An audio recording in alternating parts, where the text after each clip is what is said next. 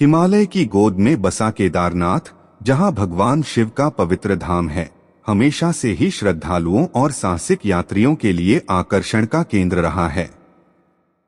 लेकिन इस पवित्र स्थल की ऊंची चोटियों और बर्फीली वादियों के बीच कुछ ऐसी कहानियां छिपी हैं जो आज भी रहस्य और रोमांच से भरी हैं। आज मैं आपको एक ऐसी ही कहानी सुनाने जा रहा हूं जो केदारनाथ के एक अनजान पहलू को उजागर करती है। बात है साल 1975 की, जब सर्दियों का मौसम अपने चरम पर था। केदारनाथ मंदिर के कपाट बंद हो चुके थे और चारों तरफ बर्फ की मोटी चादर बिछी थी। उस समय वहां कोई नहीं जाता था, सिवाय कुछ साधुओं और स्थानीय लोगों के, जो बर्फीले तूफानों के बीच भी अपनी साधना में लीन रहते थे। इसी दौरान एक युवा इतिहासकार, राघवेंद्र शर्मा, जो पुरानी सभ्यताओं और मंदिरों के रहस्यों को खोजने का शौकीन था, केदारनाथ पहुंचा।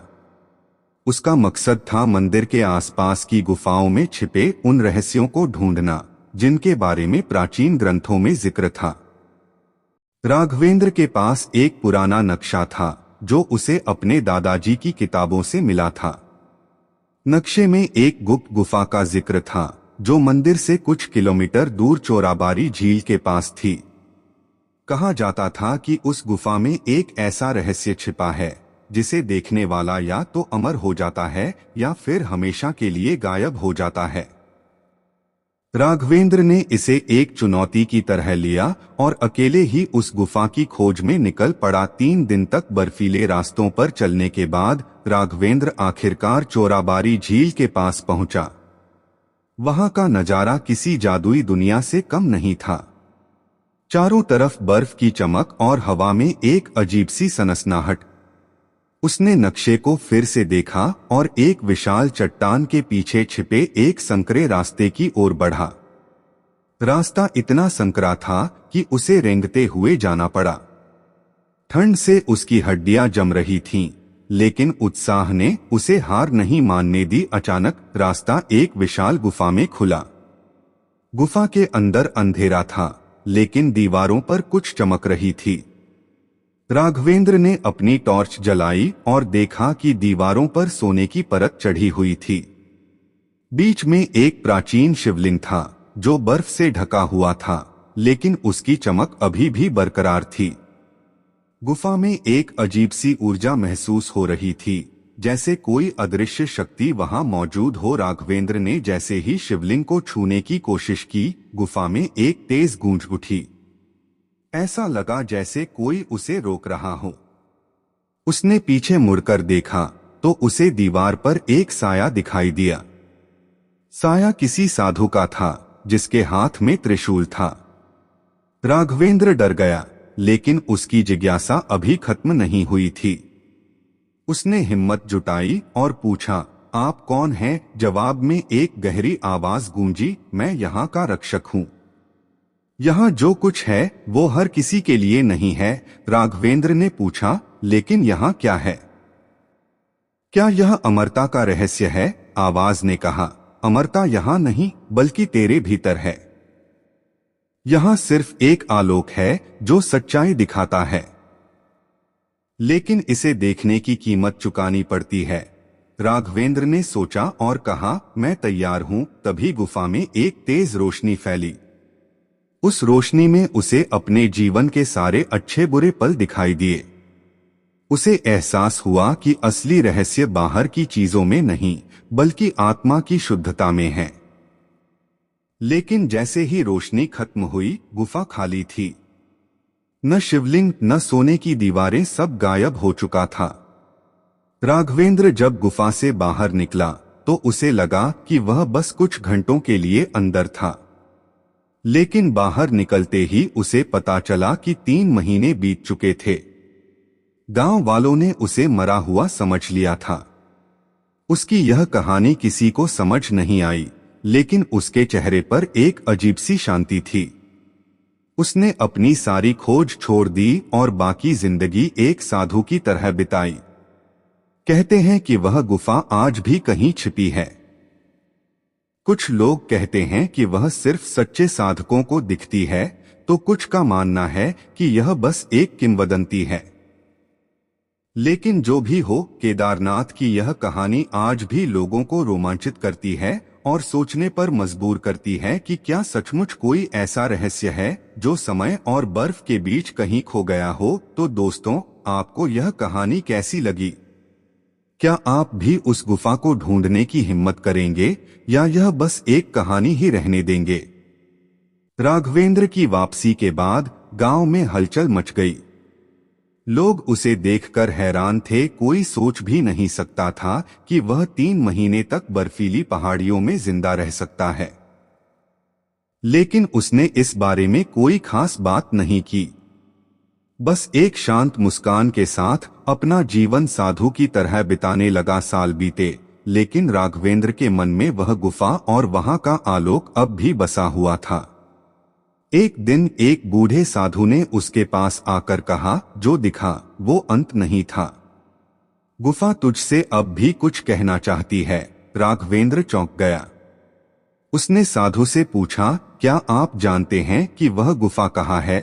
साधु ने हल्की मुस्कान के साथ कहा, जहां सत्य की तलाश खत्म होती है वहीं वह गुफा प्रकट होती है।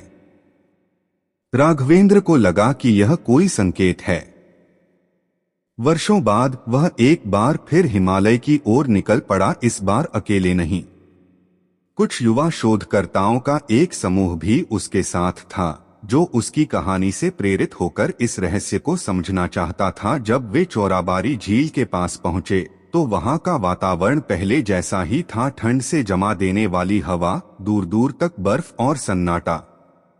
लेकिन इस बार गुफा का रास्ता पहले जैसा नहीं था। राघवेंद्र ने ध्यान दिया कि झील के किनारे एक नई चट्टान उभर आई थी, जिसकी सतह पर कुछ प्राचीन लिपियां खुदी थीं। उसने अपने पुराने नक्शे से उनकी तुलना की और धीरे धीरे चट्टान के पास गया।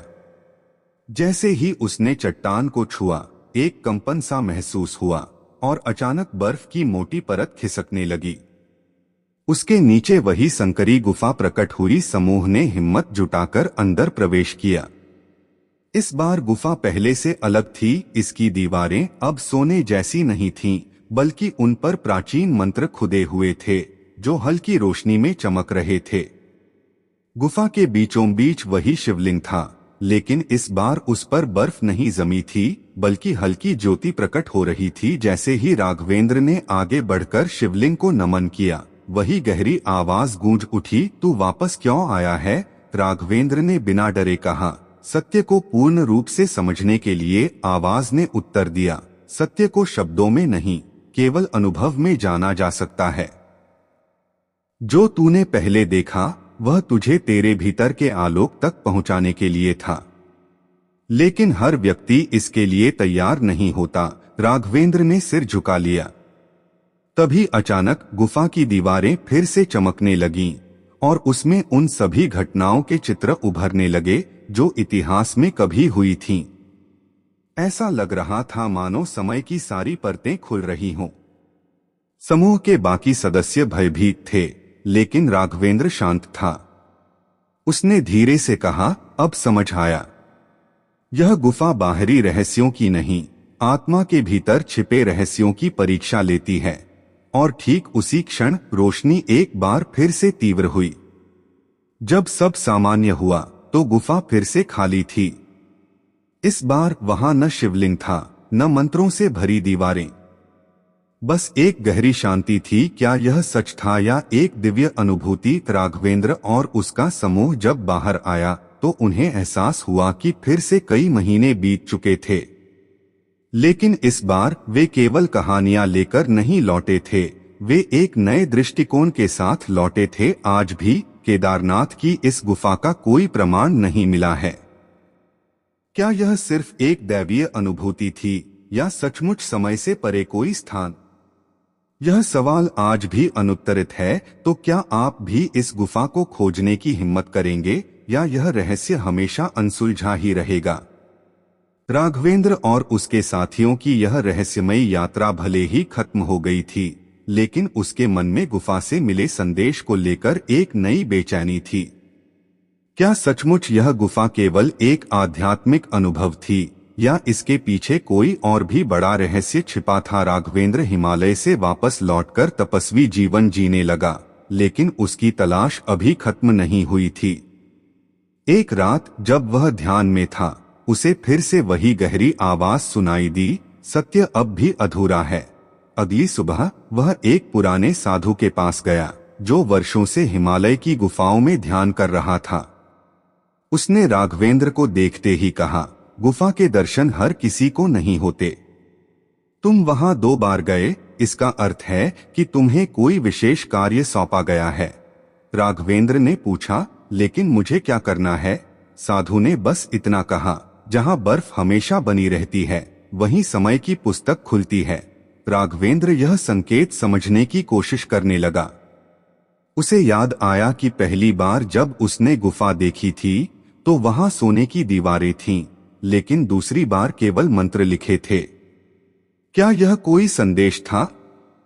क्या यह गुफा हर बार अलग रूप लेती थी? राघवेंद्र ने इस बार एक और योजना बनाई। उसने तय किया कि वह अकेले नहीं जाएगा। उसने कुछ अनुभवी तपस्वियों और विद्वानों को इस खोज में शामिल किया, जो वर्षों से हिमालय की रहस्यमयी गुफाओं पर शोध कर रहे थे। गहरी सर्दी के बीच वह एक बार फिर चौराबारी झील के पास पहुंचा, लेकिन इस बार झील का रंग हल्का नीला नहीं बल्कि गहरा काला था। यह संकेत था कि यहाँ कुछ बदला था। झील के किनारे एक नई आकृति उभरी थी, एक विशाल पत्थर जिस पर संस्कृत में कुछ लिखा था, जो समय को पार कर सके वही सत्य को देख सकेगा। राघवेंद्र और उसके साथी इस पत्थर को ध्यान से देखने लगे। तभी अचानक आकाश में एक तेज बिजली चमकी और पूरी घाटी एक पल के लिए प्रकाशमान हो गई। और फिर पत्थर गायब हो गया। जहां पत्थर था वहां एक नया रास्ता खुल चुका था। यह रास्ता नीचे की ओर जाता था और ऐसा लग रहा था मानो यह किसी और ही समय में जाने का द्वार हो। राघवेंद्र ने हिम्मत जुटाई और आगे बढ़ा। उसके साथ कुछ साथी भी थे, लेकिन जैसे ही वे अंदर गए, समय का एहसास बदलने लगा। उन्हें लगने लगा कि वे न तो अतीत में हैं, न वर्तमान में, बल्कि किसी ऐसे स्थान पर हैं जो समय से परे है। गुफा के अंदर एक विशाल सभ्यता के चिन्ह थे। यह कोई साधारण जगह नहीं थी। यहाँ शिलालेख, पत्थरों पर खुदी आकृतियां और कुछ ऐसे चिन्ह थे जो अब तक की किसी भी ज्ञात भाषा से मेल नहीं खाते थे। जैसे ही राघवेंद्र ने एक प्राचीन शिला को छुआ, गुफा में एक बार फिर वही गहरी आवाज गूंज उठी, तू अब सत्य के द्वार पर खड़ा है, लेकिन क्या तू तैयार है? राघवेंद्र ने गहरी सांस ली और कहा, मैं तैयार हूँ। तभी गुफा की दीवारें चमक उठीं और हर दिशा में रोशनी फैलने लगी। क्या राघवेंद्र को सचमुच समय के रहस्य का ज्ञान होने वाला था, या यह किसी और बड़ी परीक्षा की शुरुआत थी?